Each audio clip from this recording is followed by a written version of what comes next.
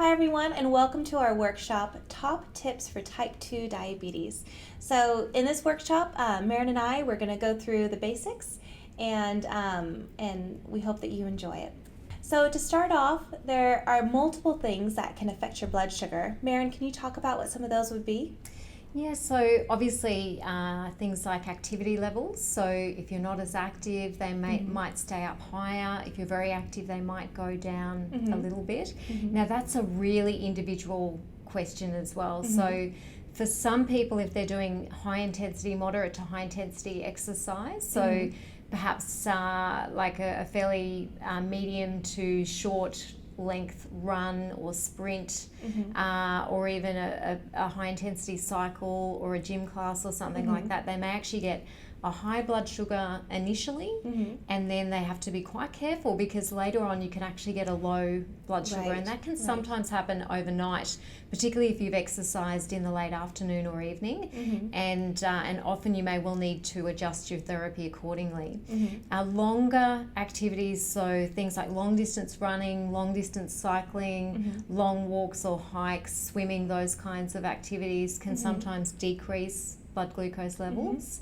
But again, very individual, Laura. Yeah. And some other things might be, the kind of food that you're eating, whether it's, carbohydrates definitely, but we do know that fats and proteins do have an effect on your glucose or your sugar level as well. Some medications, so like prednisone, Absolutely. Can affect your blood sugar. And like Merryn said, the activity that you do, what you're eating and drinking, so things like juice and full strength sodas, things like that can all affect your blood sugar. Yeah, and remember you may have heard about the glycemic index. So there are some foods that are absorbed faster into the body in relation to carbohydrates. So as Laura said, things like juices and soft drinks or sodas have a very high GI or high glycemic index, and will be absorbed very quickly and will increase the blood sugar in a fast, rapid way.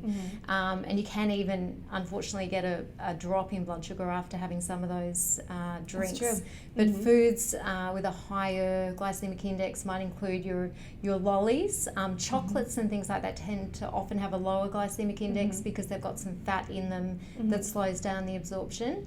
But when you're thinking about, say, starchy vegetables, white potato has a higher glycemic index than sweet potato, which has a lower glycemic index. So different types of foods and drinks also have an effect on blood sugar or blood glucose.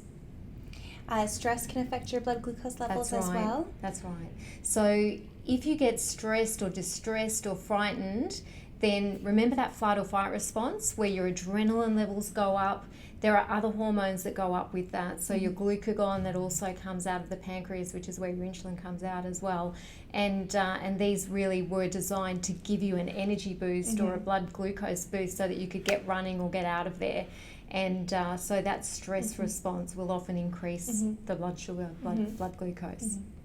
And speaking of your blood sugar, your blood glucose levels, there's different times a day that when you're finger pricking, as opposed to flashing or having on your continuous glucose monitor that we've discussed in the Future Proof Your Diabetes workshop, there are certain times a day that we recommend that you test, and they all kind of give us different information. So some of those times would be when you first wake up, before and 2 hours after your meals, before you go to bed. And then sometimes we do like you to do a 2 a.m. or when you wake up overnight. Often that's, a 12-hour time period that we don't can monitor a bit better. And that depends on what your healthcare provider and your healthcare team recommend.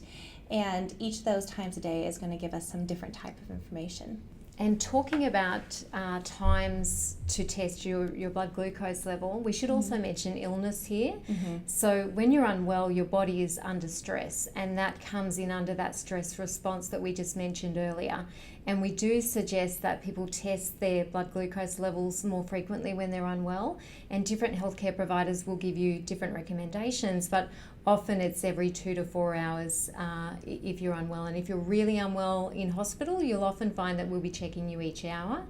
So we do increase the frequency of blood glucose monitoring when you're unwell, and that may well be tied to a sick day dosing plan if you're on insulin or any other therapies that can be adjusted for illness. And that's really great to know, because that's often, when my patients come and ask, what do I do on, the days when I'm unwell? And that's an individualized plan that your healthcare provider will give you, but these are just some guidelines for that. So when we're talking about when to test, something I'd love to hear from you, Merryn, is what are the levels that we're looking for? Yeah. So generally in people with diabetes, we do like to have a blood glucose level when you wake up, when you're fasting and you fasted overnight, of between 4 and 6.5 in millimoles per litre. And in milligrams per decilitre, that is 72 to around 115. Then before meals, if we're testing before meals, we often say a BGL or a blood glucose level between 4 and 8 is desirable. And in milligrams per decilitre, that is 72 to 145. And if you were testing 2 hours after a meal or after eating, we would like that one to ideally be below 10 millimoles per litre. And in milligrams per decilitre, that would be below 180.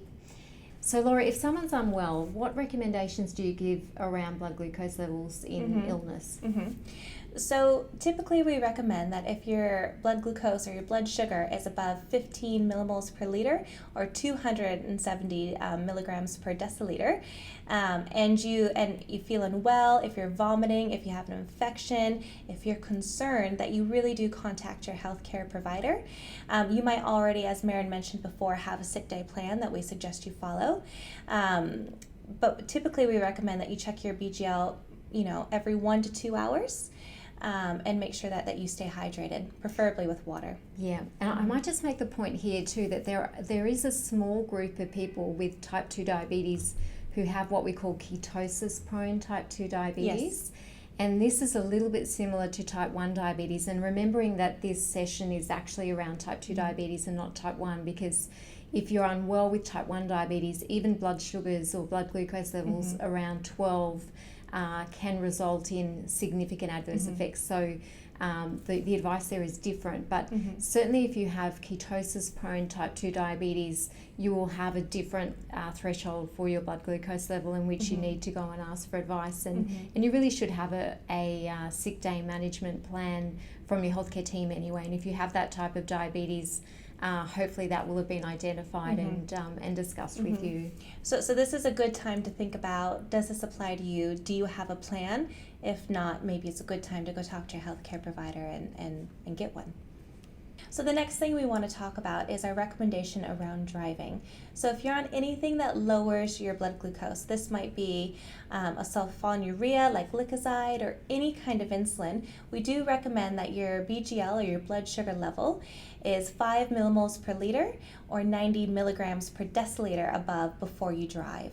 If you're going on long drives, more than 2 hours, we recommend that you check your blood sugar or blood glucose every 2 hours to make sure that you are 5 to drive. So now we're going to talk about low blood sugar or hypoglycemia. So if you've never had it before, what some of the symptoms are: shaky, cold sweats, palpitations. Anything you want to add? Some people tell me they feel a little bit nauseous and even a little bit hungry, but nauseous at the same time, a bit lightheaded or dizzy, or they lose concentration and focus. Sometimes you can get blurred vision. It's quite different for everybody. Right. Everyone has their own kind of trigger that they get to know. Severe low blood sugar, severe hypoglycemia can lead to coma. So it's something that we really want to monitor for. In Australia, we say that that hypoglycemia or low blood sugar is anything under 4 millimoles per liter. In the States, it's usually as 70 milligrams per deciliter. So the next important thing to consider when you have diabetes is that you need to consider your team and monitoring for complications. So diabetes touches everything your blood touches. So that's your eyes, your feet. It's really important to follow up with a dietitian. And Merryn's going to talk a little bit more about that. So we do recommend that you have an eye check, and specifically in type 2 diabetes, as soon as you are diagnosed with type 2 diabetes, we recommend that you have your first eye check, and that can be with an optometrist or an optician. It doesn't have to be with a specialist ophthalmologist, and they will then advise if they would suggest a yearly or sometimes every 2 yearly review. If there are any issues, they may well refer you on to an ophthalmologist, or they may ask you to come back a bit more regularly. So the eye check's really important. The foot check is another really important part of caring for yourself if you have diabetes. And doing a foot check yourself every day is absolutely a great idea to keep healthy in relation to your feet. So just checking that you can't see any sores or anything, that the feeling and sensation is okay in your feet, and if you pick up any problems at all, then absolutely let your healthcare providers know. But we do recommend that you see a podiatrist at least once a year, or a chiropodist, to check the feet properly, and they'll often do very specific sensory testing to check the nerves in the feet, but they'll also do vascular or blood vessel testing to test the blood supply, and that way we can pick up any problems early. And I usually tell my patients too that it's just as important to find out that everything's okay as it is to find out that something's wrong. Absolutely. So if we get you to these yearly visits, these yearly checkups, if something is going to go wrong or a complication is going to be approaching, we can catch it in its earliest stages. And as medicine advances and treatments advance, there's a lot that we can do. So what you want to do is you want to, no pun intended, but start out on the right foot and make sure that you're getting your yearly reviews, so we can get on top of everything early. Now, when you're diagnosed with type 2 diabetes, your dietitian is a really important consult to have. Really important. Yeah, and obviously a diabetes nurse educator, such as Laura, and you may well find that you have a diabetes nurse educator or a dietitian who's actually trained in diabetes education.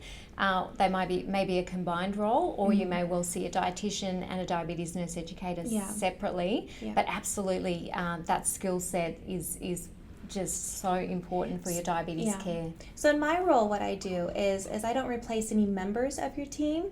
I work to support you and your team. So you still need to have your dietitian unless it's a CDE combined dietitian role. And I work to support your GPs. If you require a specialist, then I work with your specialists as well. I make sure that you are fully aware of your diabetes and how you need to look after yourself. I review your pathology and I look at medication options, and I'm really there as a support for you, not replacing anyone on the team. But you'll find that you need to have different members. So you'll need to have the podiatrist, you'll need to have the dietitian, you'll need to have the optometrist and your GP, and possibly a endocrinologist, a diabetes specialist doctor. Someone else who may be important on your team as well is an exercise physiologist. As we discussed earlier, exercise is so important for your whole body, regardless of whether or not you have diabetes, but even more so important if you have type 2 diabetes. And it's really important to see your primary healthcare provider. In Australia, we call your primary healthcare provider a general practitioner or a GP. And these people are absolutely at the forefront of helping you with your diabetes and your diabetes care. And often they will perform a 3-monthly HbA1c test, which is a blood test, to monitor your, it's not really an average, but it's it gives an idea of what your blood glucose levels have been over the 3 months preceding that blood test. They'll also be looking at your lipid profile, so that's your cholesterol and the different components of lipids in the body. And they will often ask for a urinary protein or urinary albumin measurement to check to see if your kidney function is okay with the diabetes. There's sometimes a thyroid test that we recommend, because we know that people with diabetes can be prone to thyroid conditions as well. And just as an aside, it's a really good idea if you're taking metformin to have your vitamin B12 levels checked, because these can actually be low if you've taken metformin for any significant period of time.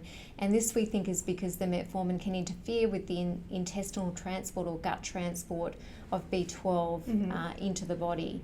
So that's another important thing to perhaps just remind your primary healthcare provider to check maybe once or twice a year. And what does it feel like when your B12 is low?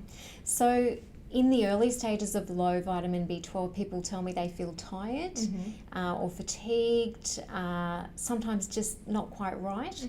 But if it's very advanced, Laura, it can be quite dangerous because they can actually get nerve damage. So they can actually start getting numbness or pins and needles and those kinds of symptoms, and that can be in the hands or the feet, anywhere really. Yeah. So certainly if you've been on metformin for more than 2 years, or if you're having any of that kind of fatigue, it's really great to ask your healthcare provider. That's right, definitely. So at this point, Laura and I would like to encourage you to seek out a team of healthcare providers who are really there to support you and encourage you to live well with your diabetes.